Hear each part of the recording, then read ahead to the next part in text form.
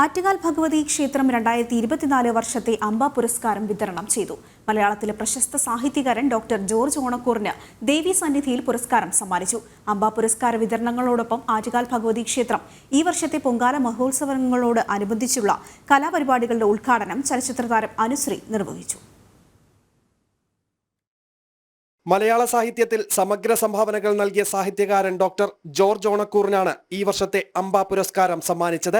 ആറ്റുകാൽ ദേവിയുടെ രൂപം പതിപ്പിച്ച പ്രശസ്തി ശില്പവും സ്വർണ്ണ ലോക്കറ്റും അടങ്ങുന്ന പുരസ്കാരം ട്രസ്റ്റ് പ്രസിഡന്റ് വി ശോഭ ജോർജ് ഓണക്കൂറിന് സമ്മാനിച്ചു. ആറ്റുകാലമ്മയുടെ അനുഗ്രഹമായി പുരസ്കാരത്തെ കാണുന്നതായി ജോർജ് ഓണക്കൂർ പറഞ്ഞു. ഈ ദയാവായ്പിന് ഞാൻ നന്ദി പറയുന്നു. അമ്മയുടെ അനുഗ്രഹത്തിന് എന്റെ സാഷ്ടാംഗ പ്രണാമം.